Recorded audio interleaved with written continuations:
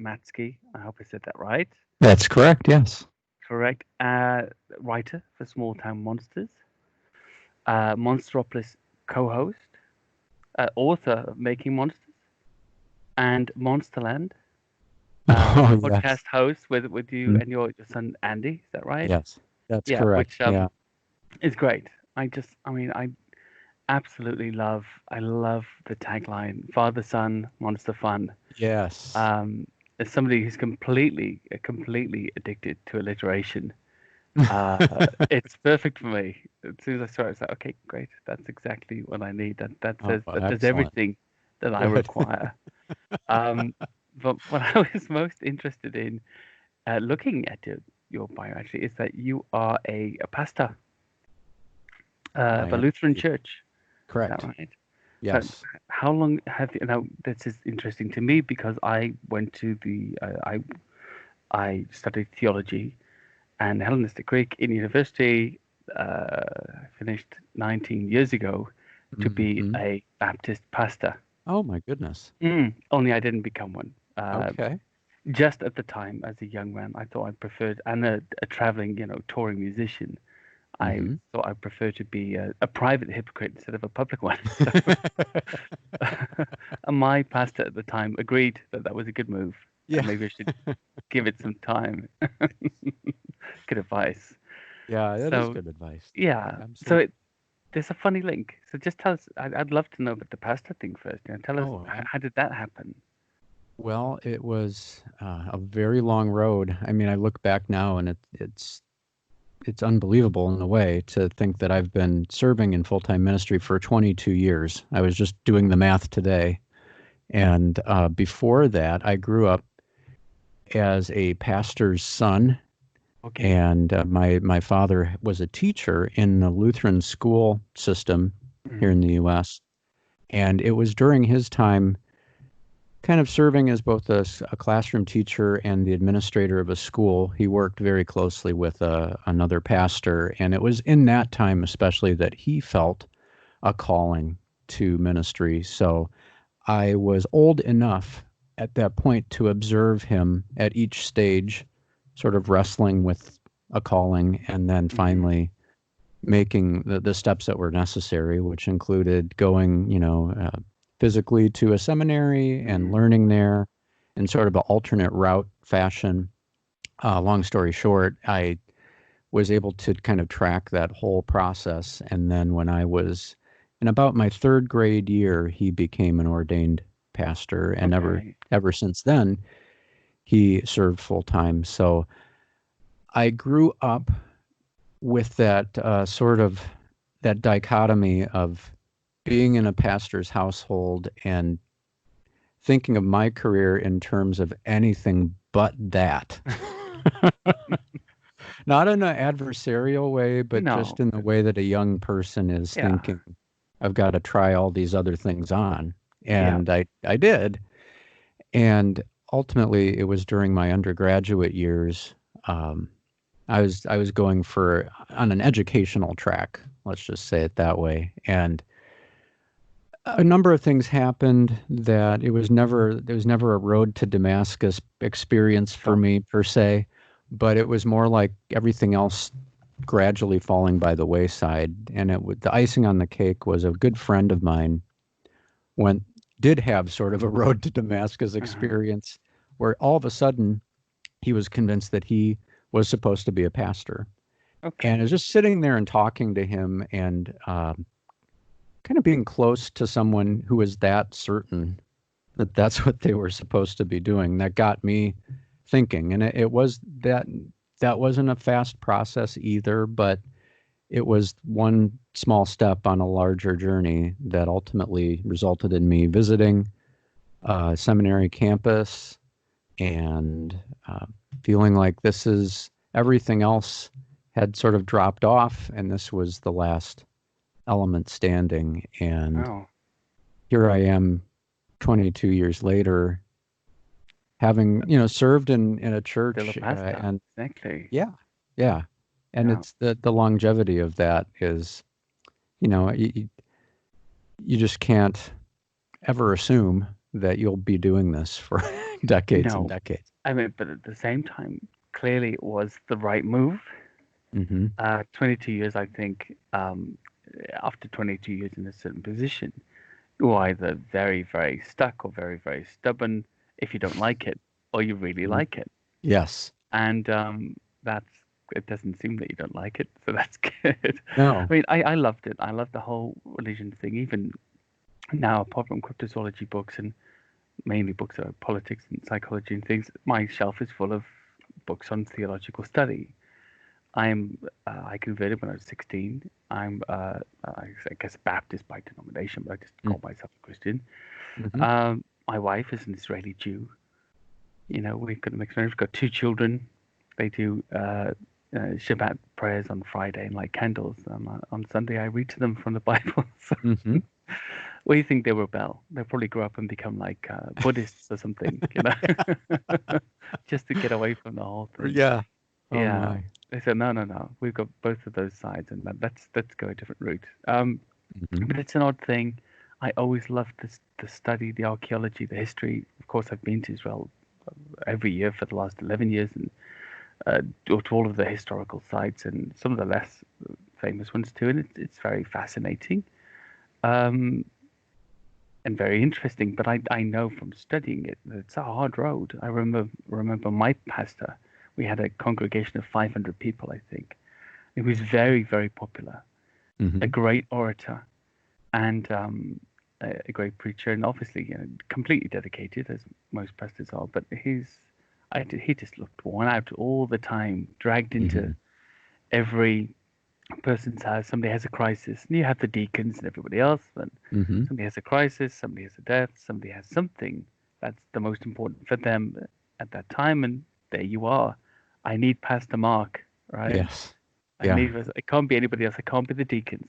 It can't Mm-hmm. be the assistants. It Mm-hmm. has to be you.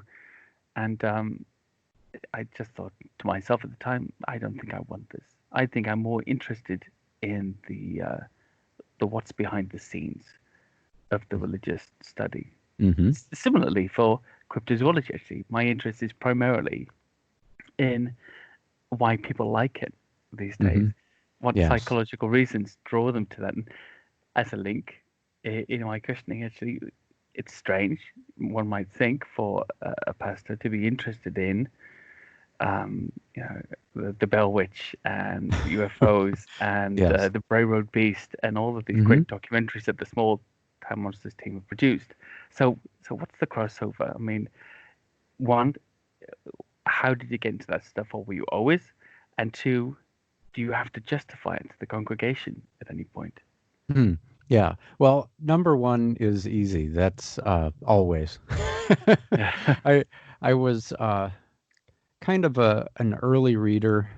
Part of that is by design. My dad was going through a master's degree program in early childhood education and reading, and so I was somewhat of an experiment in reading, and that was my entree into all of these subjects. I recall seeing a TV show In Search of featuring Bigfoot, and the next thing, my next impulse, and this was at age 4 or 5, is to go to the library and see if they had Bigfoot books. And at that time, this was mid to late 70s. There were in American libraries and children's literature, there was a cresting wave of unexplained phenomena books. So there was no shortage of those. And so all that is to say, from the time that I could really read for comprehension, these have been topics that I've been interested in. And my parents, to their eternal credit, always encouraged me to just investigate what I was interested in. And they were just happy that I got that much enjoyment out of reading and writing and drawing and all those things that young ones tend to do when they're interested in these subjects. And you know, that ebbed and flowed, of course, at various times in my life, but you know, it really came back around very strongly after my son was born and started to become of that same age where, you know, you just want to guide him to various avenues of interest. Yeah. And this was definitely one. And he started to pick up some of those things for himself and have a genuine interest in them. And one thing led to another, and we found ourselves meeting people at Bigfoot conferences and things like that. Uh-huh. And that's a few steps into how I ended up with Small Town Monsters and on hosting podcasts and things of that nature. What's really been interesting for you, for question number 2, is at my current congregation, that the reception for my participation in all things cryptid and unusual has been very, very positive, to the degree that we've done local library talks, Seth and myself and Andy as well. And I've had 4 or 5 people from my congregation sitting in the front row eating it up, which I never really expected to have happen. What's really been eye-opening for me is, we tend to, here in Northeast Ohio, because most of us who are directly involved in the making of the films live in this area, and there's a wonderful old movie theater called the Canton Palace Theater in Canton, downtown. Grand old movie palace, like so many of those have fallen into disrepair, but this one has survived. And after screening our latest films, we'll generally open things up for a question and answer session. And without fail, somebody in the crowd will single me out and ask me, how do you explain this? You're a full-time pastor and you're interested in all these things, and how do you reconcile the two? And that's in a certain sense, I've kind of settled on the answering that question is one of the reasons why, like in a meta sense, I'm doing this, I think, is to just put little seeds of thought in people's minds, because the way I end up answering that question in a general way is that the question itself suggests a lot to me. It suggests that people perceive that on one end of the spectrum is biblical faith, on the other end is the unexplained and the mysterious, and that the two have nothing to do with one another. And it makes me wonder, have you read the Bible? Because there's so much in Scripture that a lot of unexplained. Out of context, you would just describe this as a supernatural event. And any sort of orthodox historical faith at all, at a certain point, has to rest on mystery, on things that we cannot explain, and that they must be received by faith of one type or another. So it's always interesting to me to get that question and to offer that as a type of response. Because to me, what I end up saying to that question is that it suggests that there's two things in opposition to one another, that I don't see that they're opposed, I see. or at least opposed in the way that people think they may be. And that goes both on a grand sort of theological level, but also on a personal level. Like in my life has just been those two things sitting right next to one another. Always. So they've always fitted together. Yes. Yeah, no, I understand that. I mean, I suppose, and you answered the question perfectly. I suppose one would say that interest, or I would say interest is not the same as endorsement. And so that would be my view for myself on some of the elements of these things that I like to investigate. And the other thing as well, I think, is that I get thrown a lot of faulty theology by people. This Nephilim style theology, that I call it Nephilim theory, and there's a lot of this. This is demonic. That's demonic, and I always like to say, well, or this is supernatural, spiritual. I normally like to say, well, let's go through every single step we can go through first to see if it's an animal, because if the thing is spotted in the woods and has been seen hunting deer and needs cover and water and all the rest of it, doesn't really seem like these are a prerequisite to a ghostly life. It seems a very Mm-hmm. animalistic life. So let's Mm-hmm. try to see if we can find it. And if it seems to possess abilities we can't explain, well, remember, an octopus can camouflage itself and in shape and color as Mm-hmm. a chameleon. And maybe some of these creatures have other similar abilities that we would find fantastical 3,000 years ago, should we have seen the squid or the octopus Mm. uh, change its color. So that's my view. Let's look to see if they're animals first, and if we can't find any backing for that whatsoever, then we can go to the spiritual realm or the paranormal realm, I suppose. But the difficulty for me with investigating that is, well, if it's paranormal and it's non-corporeal, so where do we go from here Mm-hmm. as far as Right. evidence goes? Isn't that the problem that all religion has anyway? Um, it's this non-corporeal faith-like aspect that's involved in believing in it. But Mm-hmm. what do you think? Now, you guys investigate some great things. I was actually looking. Is it 12 documentaries so far, and 4 coming up Yeah. for release? So Right. just looking through the whole list, and I've seen some of them. Some of them I haven't seen. Um, but just looking at what's coming now, the Bell Witch, the Mothman Legacy, On the Trail of UFOs, and you're doing another On the Trail of Bigfoot right now. Is that right? Correct. And then before that, there's 12 Yeah. documentaries since 2015.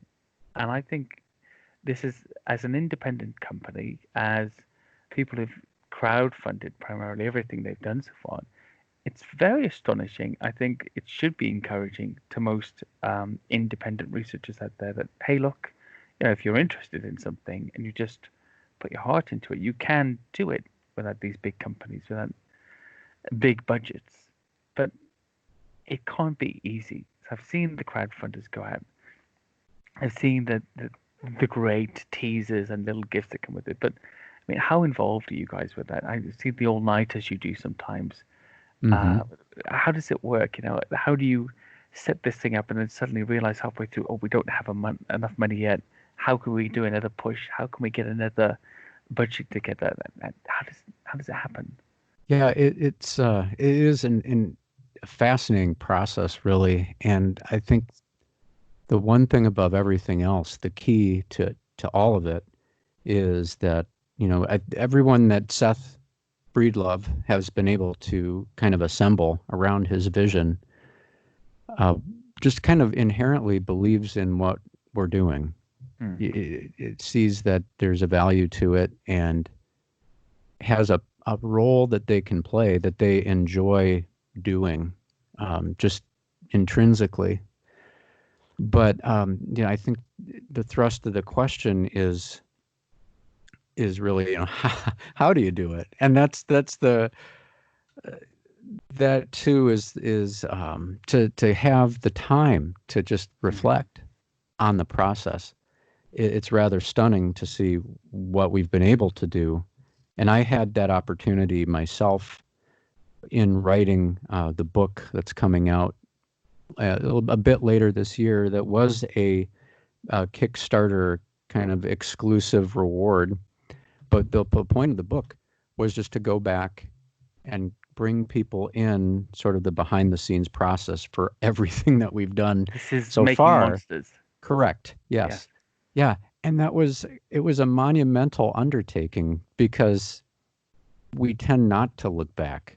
Hmm. There's just this continual forward movement in charting what project is going to be next and moving on to that.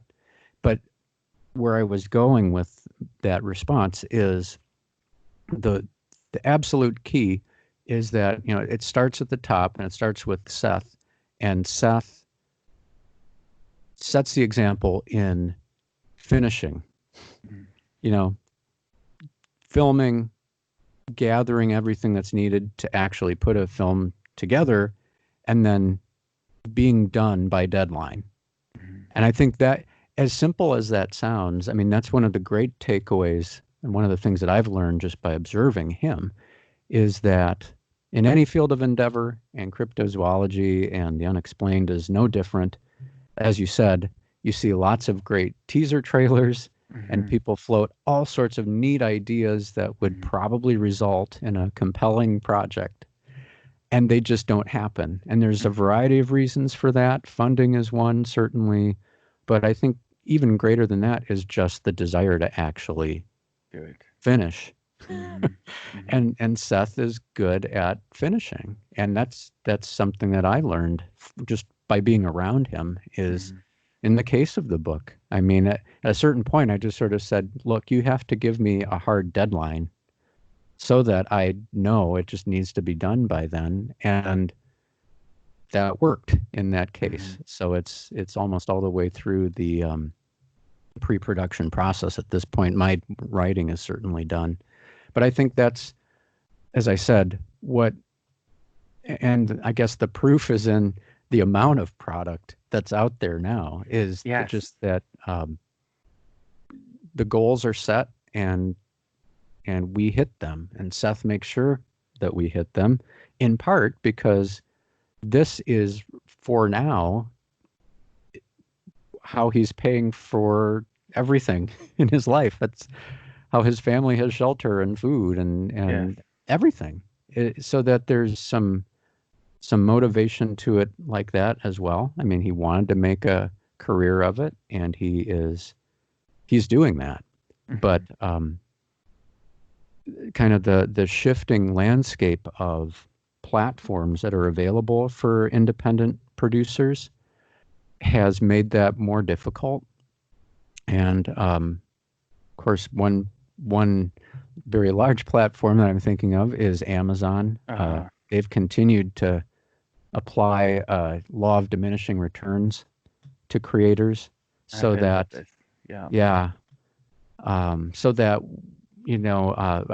the last figure that I saw Seth use was something like for example, when Mothman of Point Pleasant came out, that was at the time the most widely viewed small town monsters project there was, by far. And the next year, Amazon cut the percentage of what small town monsters received per view by basically 60%. Wow. So that changed the game somewhat. I mean, that's really, really huge. Yeah, it is. And why did they give explanation for the reason why? Well, too many independent movies, I guess. Yeah, I mean, partially, I believe from their angle, it had something to do with limiting the number of independent companies that would try. I think there was a glut, and people just almost essentially putting their home movies on Amazon Prime so it's almost as if they were trying to weed out who was really serious and who wasn't. And beyond that, I mean, that's as much as I know about the business end of it per se. But what that meant is that when this initial decision came through, the future of small town monsters was very uncertain, because the model wasn't built on the new numbers.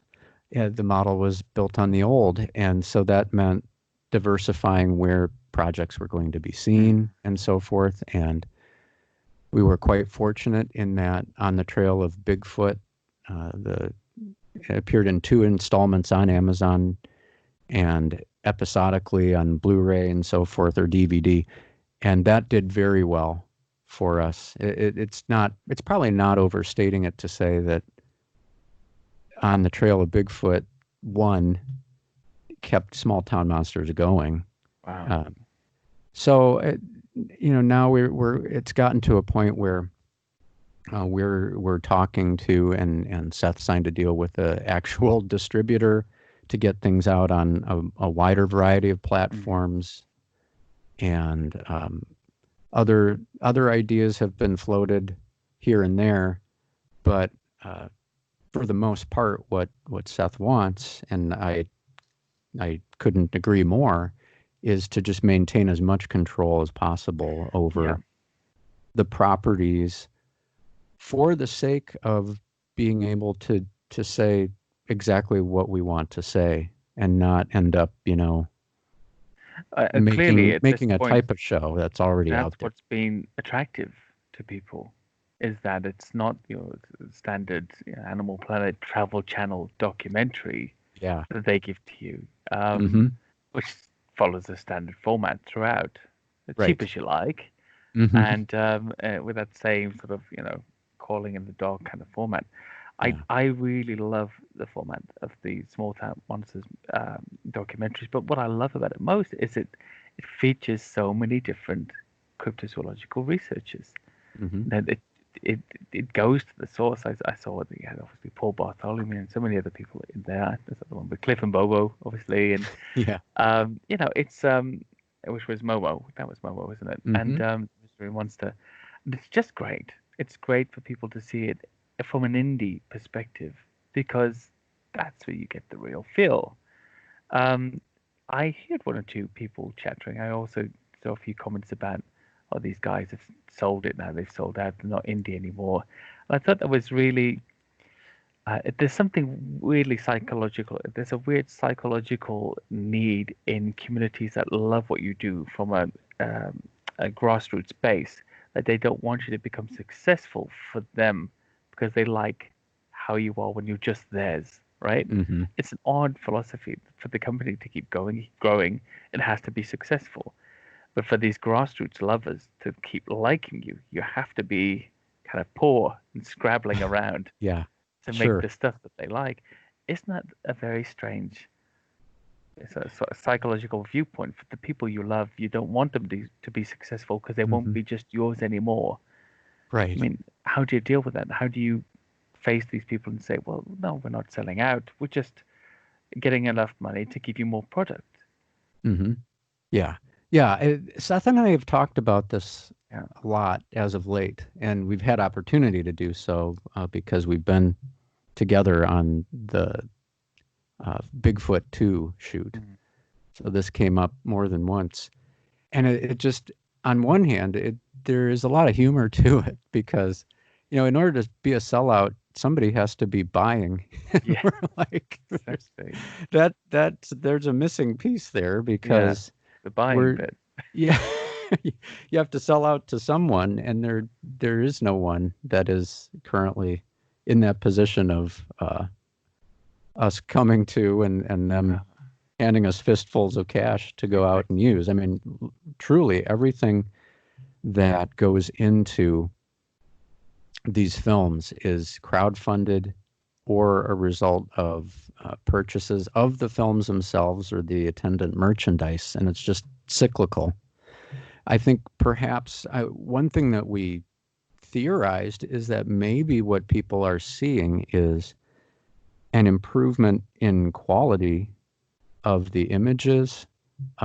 Certainly, I mean, as a matter of course, our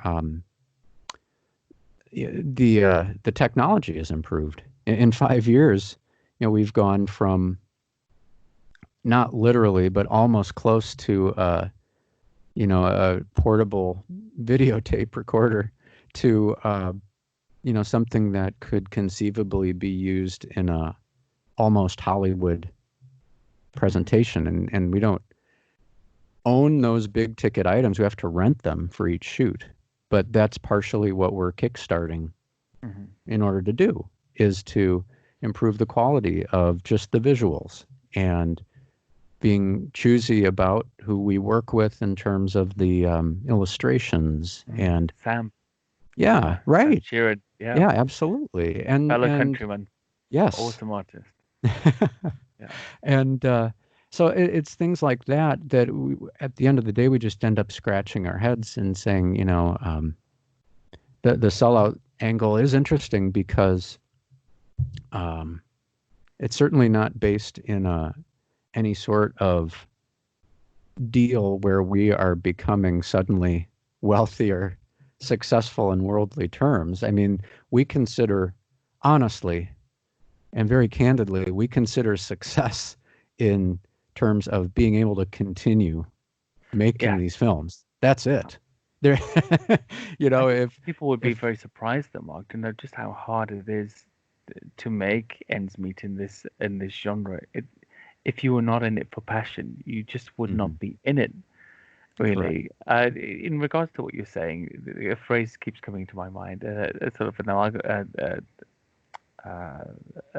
melded phrase, which is, small town monsters. We sold out, and all we got were these crappy T-shirts, right? In the sense, not that they're crappy, but that was the reward for the Hmm. sellout. There is no money, and it's just about, as you say, working very, very, very hard, and hopefully continuing to do good things, and perhaps paying your bills along the way, Yeah. right? So, Right. but I think it's excellent. And I'm looking forward to all of the new documentaries. I'm always astounded, but also very, very encouraged by the production rate. I think it's just amazing. It should be nothing but encouraging to other people out there. Now, what I do really want to talk about, and I've got two young girls, you've got children, is your relationship with your son with the Monsterland blog Yes. and pod. And I was looking through some of the pictures of all the sort of Godzilla guys, and Yes. obviously big into sci-fi as well. I just love this aspect. I had this a little bit from a family perspective with my dad with the In Search of series and Arthur C. Clarke series. That's things we used to watch religiously together. And again, as a child of the 70s, there was this big glut of unknown and mysterious magazines out. I mean, there were just so many things that have disappeared. I can't even remember what they were Hmm. now. But I loved looking at this podcast with you guys. I love to see that he's often in the movies. He's there, he's involved, your son. Um, and how does that work with you guys? Is this just something that you've kind of coaxed him into over time, or you've shared it and he's shared your interest? And how does it come about? Is Sure. it a product of dad, or is it something he loves in his own right? Yeah, it clearly, I think it started, you have sort of this, not in the pejorative sense that people use this today, but as a parent, you're sort of a gatekeeper in terms of what comes in, what doesn't. And very early on, this Godzilla and Ultraman and, all of these Japanese special effects type films and American ones as well, and British productions for that matter, Hammer and Oh yes. um, all uh, Giant Behemoth and just some great stuff that's there.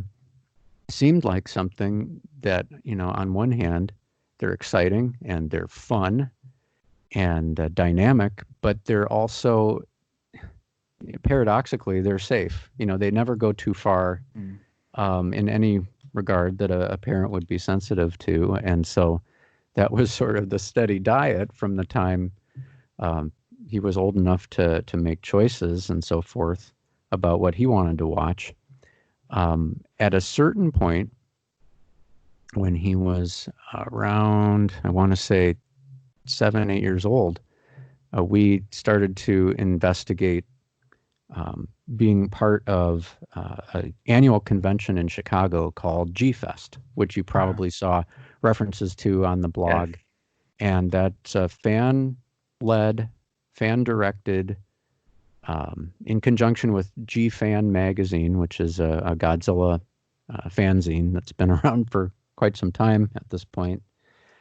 Just bringing people together to watch the films on a large screen in an actual theater and bringing in guests from who were involved in the production of these films, a few at a time every year. And we went to our first one, and would have gone to our 12th or 13th consecutive G Fest this summer were it not for the coronavirus um, putting the kibosh on all those plans. But Mm. it became a truly, the first couple of years, you're just agog at the films on the large screen and people screaming and clapping when Godzilla makes his first appearance on the screen. And then there's the dealer's room where there's just wall to wall figures and posters. And then at some point it shifts into becoming more of a family reunion, where Yeah. you get to, where people come back year after year and you really become a part of these people's lives. And the folks at G Fest saw Andy go from age 6, 7 up through his high school career. And now he's 17 years old Wow. and, getting ready to drive a car on his own and things of that nature. So through all of that, the interesting thing has been, you a fandom like that, one of the strengths of it is that there are numerous ways that you can intersect with it. And to sort of apply this to small town monsters, then, as we started recording the podcast, that was the same time that I had started in a partnership with Seth recording Sasquatch, a podcast about Bigfoot. And so we were recording Monsterland, Ohio at essentially the same time. And one thing led to another to where in 2016, Seth invited both Andy and me to participate in the filming of Boggy Creek Monster down in Fouke, Arkansas, which of course has connections to the film The Legend of Boggy Creek, which was a very important film for me. I remember the film growing up. And what ended up happening on that trip is really without any prompting and sort of, you could almost say in meant to be fashion, Andy started helping with the production. And at first it was just helping to set up lighting, carrying equipment from the van to the place where interviews were going to be conducted, and just making himself useful in that way. And fast forward to earlier this month, we were in the Adirondacks filming on the trail of Bigfoot 2, and my son Andy's one of the cinematographers. So it just sort of takes this natural progression to where, the amount of time that we spend watching some of these films and programs, that's ebbed and flowed, in a natural sort of way as he's grown. But his connection into STM in particular has simply just changed to the degree now that I think videography and even cinema perhaps is something that he's seriously considering pursuing. And so it's become extremely, it's gone literally from a hobby to a potential path for his life. So that's been, as a parent, very rewarding. Yes. So encouraging to see your child become a cinematographer, a cameraman on the job. Mm-hmm.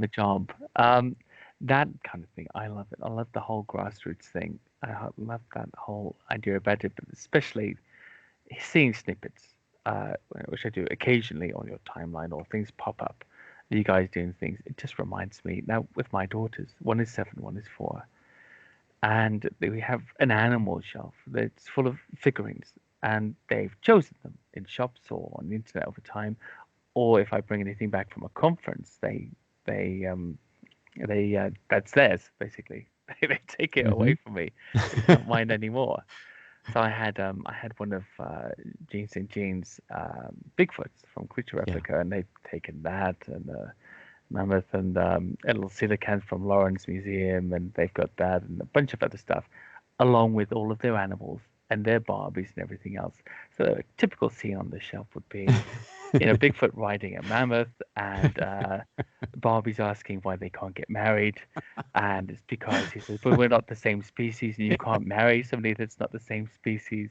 And it just goes on like this. All these different characters get involved over time because they're little girls that love it, playing with cryptid animals and girly dolls at the same time, and it's just a funny matchup, really. But I love it. Like, that's their world. That's fantastic. And I can see that I'm responsible for some of that, of course.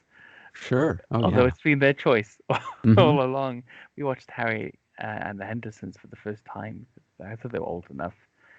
And it's got a few scenes that might scare, a 7 or 4-year-old. And at the end of it, I said, "So what did you think, girls? What would you feel if you met Harry? Would you be frightened?" And the oldest one said, "You know what? No, I think I would give him a hug." Oh, there you And I go. thought it was great, but I also thought, well, if we do get out in the woods and we see one, please don't give it a hug.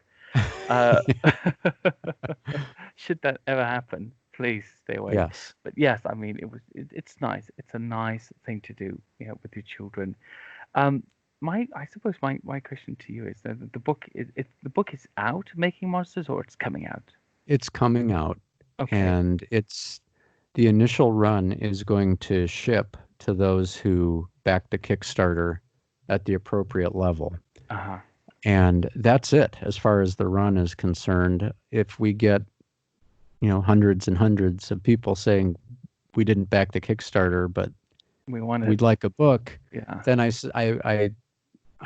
assume that there might be some plans in place to, to do that. But really, it was originally meant as just something special for this particular Kickstarter, and Uh-huh. truly to celebrate the fact that we have made it for 5 years Yeah. and are still doing the type of things that we enjoy doing. But as I alluded to before, what I found most fascinating was just to sit still and look back and really be kind of, well, thankful, of course, but also just amazed at the ground that we'd covered in 5 years, just in terms of the number of projects and where we had been.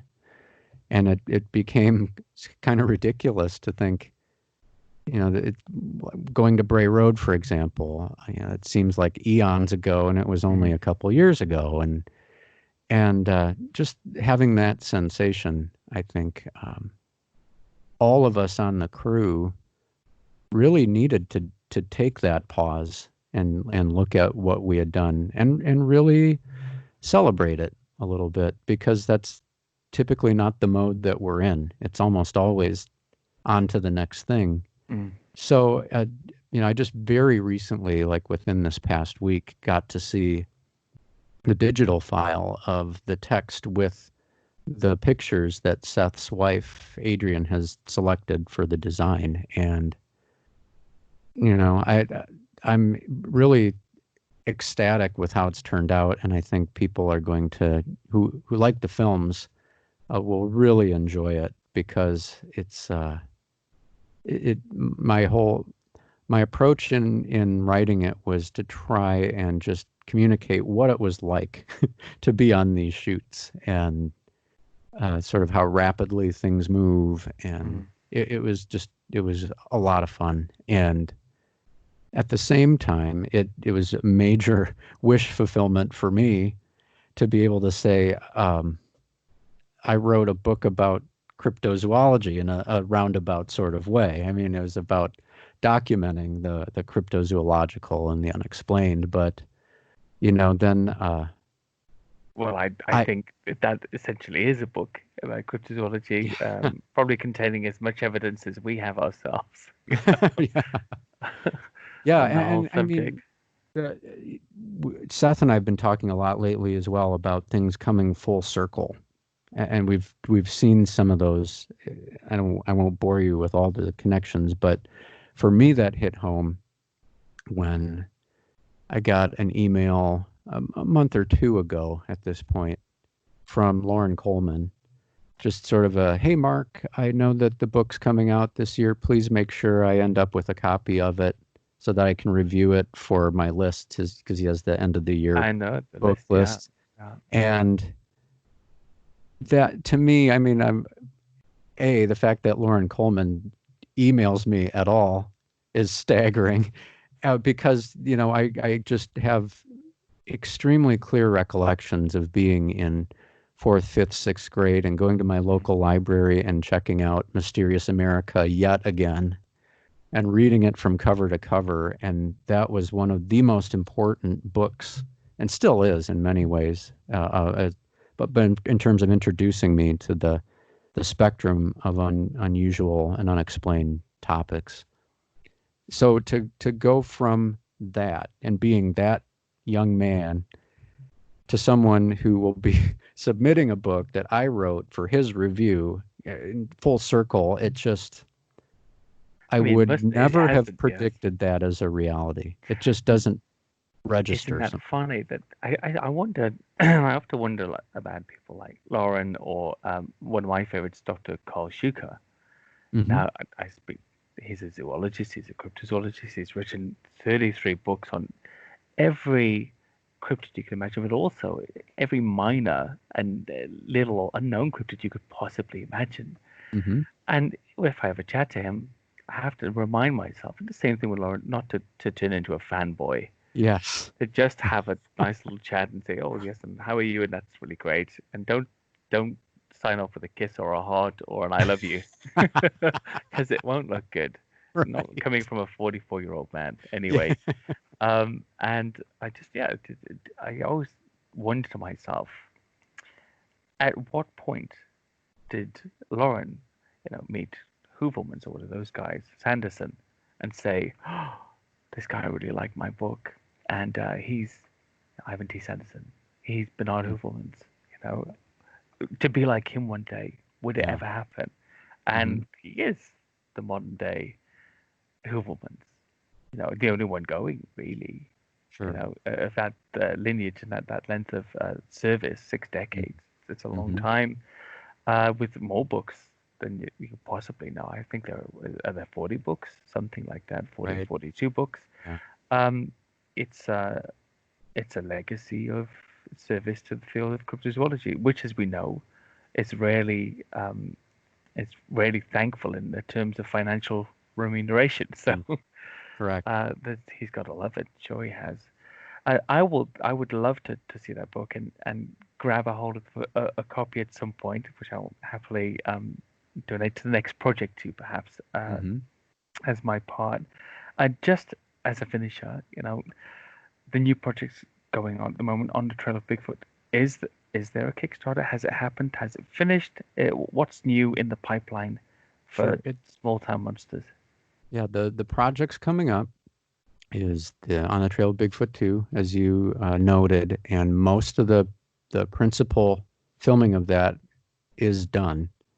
Hmm. That and the vast majority of the locations involved with that is upstate New York in the Adirondack Mountains, and then we took a brief trip down to Western Massachusetts, which I don't think is, until you're there and it's boots on the ground, it wouldn't necessarily strike you as a Bigfoot hotspot. But there's all of the ingredients that you need are definitely present there in Western Mass, and we had great guides in that area.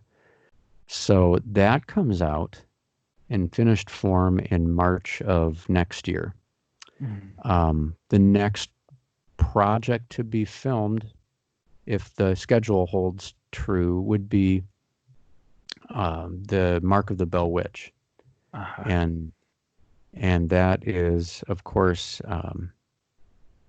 based on stories and folklore from uh, Kentucky or Tennessee. I always get that mixed up a little bit in my mind, but I can't help you there, Middle unfortunately. America for at the very least. And um, then we have Mothman Legacy, which is essentially complete at this point. In the next couple of weeks, it will be locked and sent off for mastering and distribution and all those sort of things. And that one will be released around Halloween of this year. Oh wow. And that one, what I'll say about that is, there's a lot of leeway within the crew to speak one's mind. And I played it a little close to the vest at first, but as we got into the Mothman Legacy project, I told Seth, how necessary is this story? Because, we've Mothman at Point Pleasant was very specific and told the story of the 1960s, 66 and 67. What else is there to say?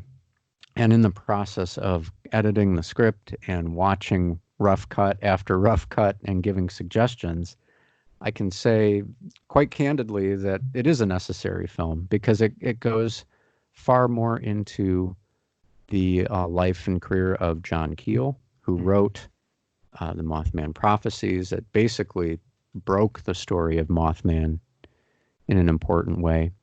Seth was also able to get an interview with Richard Hatem, who was the screenwriter of the Mothman prophecies film that came out 2001, I think. Yeah, In that, somewhere right there. yeah. Yeah.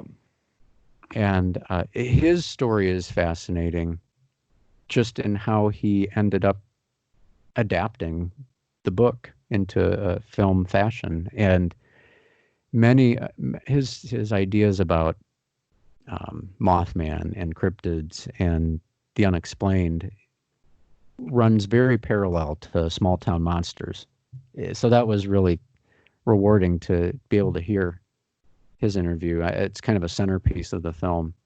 So that'll be exciting, and we're very hopeful that it gets some type of public release that people can gather together again in a Yeah, oh honest to yes, goodness movie yes. theater and watch it. Uh-huh. A So we'll half-full see. theater at the very least. At Yes. the very least.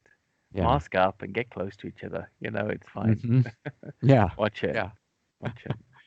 And then on the trail of UFOs is going to receive a second installment as well. Uh-huh. And that one of the four, I'd say that's the one that is the most fluid at this point in terms of what format it's going to take. With these on the trail ofs, we've so far taken a fairly episodic approach, and so that's always a question. That's always a live question: will we continue episodically, or just make a one film or two? There's it almost always works out that the material suggests itself, how it should be arranged. So um, sort of the pattern that we've settled into is a Kickstarter near the beginning of the year, typically in early February. So I don't know that there's a date set at this point, but certainly the first or second weekend in February of 2021, almost certainly there will be a new Kickstarter that will be, to fund the post-production of some of the projects that I mentioned, and to perhaps secure new equipment, better equipment, whatever, and then start charting a course for the future, whatever that looks like. And there's always spitballing going on about where do we go next, and what do we do, and even just loose conversation like it would be fun if we returned to this or that. So you just it's sort of that part of it is great fun, because things just sort of shake out sometimes, and everything lines up and you find yourself in the Adirondacks in, I like that. in late Those are June. Yeah. beautiful, beautiful mountains. Been there, and hmm I think it's a testament to the fact that the Kickstarters keep working time after time. One, because people can see the product is good and they get a good product in return. Two, it's genuine.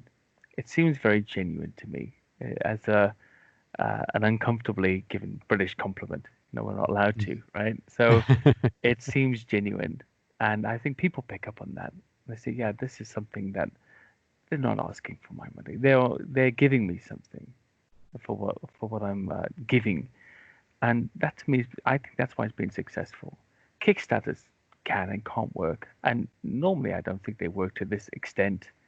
I've not seen it anywhere else anyway. But there's something different and genuine about it that works, and I hope it keeps working, because we want to keep seeing these Yeah. great movies about our favorite cryptids and mysteries and everything else that's out there and unexplained in the world. Just as a finisher for you, Mark Matzke, and I still hope I'm saying that right. No, it's perfect. Yeah. That's perfect. hmm Is Polish? It's Bavarian German, Oh, believe it or wow. not. Okay. And a long time ago, they probably would have said Matzke to be, Matzke. yeah. Okay. Okay, We Bavarian German. Americanized it quite a bit, But changed some that's vowel sounds. fine. I'm Andy McGrath, but in Mhm. Ireland they would never say McGrath. The TH is never pronounced. It's Oh, McGrath every single time. mm-hmm. Um, but if I tell people in Britain that, well, I just won't get my name spelled right. Right. So it's McGrath. Mm-hmm. Yeah. So Esmond, actually, finishing off, where can people, apart from Small Town Monsters, where can they just find you if they want? Well, Pastor Marcus for your church, I take it, but if they want Yes. to read about you and your Monsterland or Monsteropolis podcast, where can they go to find it? Oh, sure. Well, yeah, Monsteropolis is hosted on Podbean, Uh, the Podbean site, but we're on all the major iTunes or yeah, iTunes podcasts, Spotify, Stitcher, all those places. I'm on Twitter, just me myself at Reverend Matzke, uh and Matzke Mark is my Instagram, and it's so funny because it's just always an amalgam of church stuff and Bigfoot and Okay. it's But why not? Why no, not? Yeah, exactly. I mean, yeah, it's just there's really yeah. no plan to it. It just whatever is happening on a given day. But and Monsterland, Ohio is still live. Uh-huh. Not all of the episodes are still available I saw that. because of Yeah, storage reasons, but eight eight the, episodes are there. yeah, the best of the best are still out there living perpetually, and the blog still exists as monsterlandohio.blogspot.com. I haven't added anything to it in a long, long time, and that's a reflection of time constraints Well, more than I've had a anything else. good look through it, and I would suggest everybody does check it out. Listen to those 8 episodes because they're Yeah, great. And Father Son Monster Fun. It doesn't yeah, get much better than that, really. yeah. Mark, thank you so much for coming on and spilling the beans, telling me everything there is to know about the life of the Matskis and the Small Town Monsters crew. It's been wonderful. Oh, it's my pleasure. Thank you for having me on. Awesome. Take care. Bye bye. You too. Thank you.